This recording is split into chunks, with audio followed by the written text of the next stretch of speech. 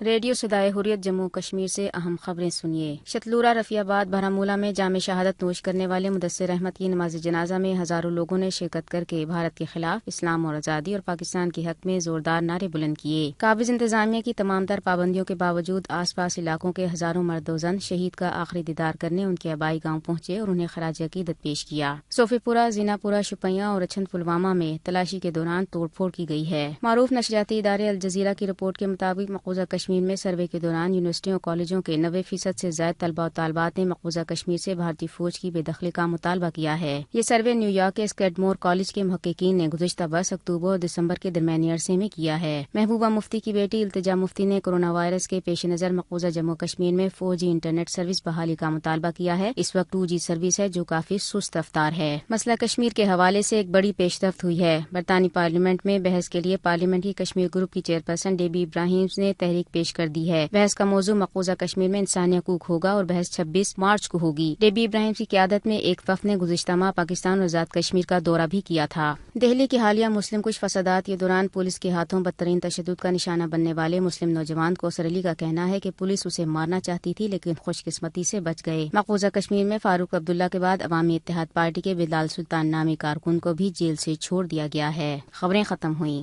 حال ہی میں بھارتی دارالحکومت دہلی میں حکومتی آشیرواد سے ہندو انتہا پسند غنڈوں نے نہتے مسلمانوں پر جو قیامت صغری برپا کی، اس پر ہر اہل دل انسان خون کے آنسو رونے پر مجبور ہے۔ وہاں کیا کچھ ہوا، آئیے ایک بزرگ شہری کی زبانی سنتے ہیں۔ BJP کے RSS کے غنڈے ایک مسلم گھرانے میں آگ لگانے گئے۔ چھوٹا سا گھر، کیسے ذکر کروں اس ستم کا کہ جب اس گھر کو آگ لگانے لگے تو اس عورت سے کہا باہر جاؤ، بھاگو یہاں سے، پاکستان جاؤ۔ وہ وہاں رہتی ہے، وہ کہنے لگی کہ میں نہیں جاؤں گی، میرا گھر ہے۔ اس کی کچا سا جھوپڑی نما گھر، یہ میرا گھر ہے، میں نہیں جاؤں گی۔ اس کو بہت مارا پیٹا تو اس نے کہا اچھا ایسا کرو کہ ٹھیک ہے میں باہر نکلتی ہوں، تم گھر کو آگ لگا دو، لیکن یہ جو بچی میری چھوٹی سی کچھ مہینوں کی بستر پہ لیٹی ہے، میں بس اس کو لے لوں، اس کو مجھے دے دو، پھر تم گھر کو آگ لگا دو۔ ان ظالموں نے اس ماں کے سامنے آگ لگائی، وہ بچی تڑپ تڑپ کے کوئلہ بن گئی۔ یہ ہو رہا ہے دلی میں، اور ماں چیختی رہی، بین کرتی رہی۔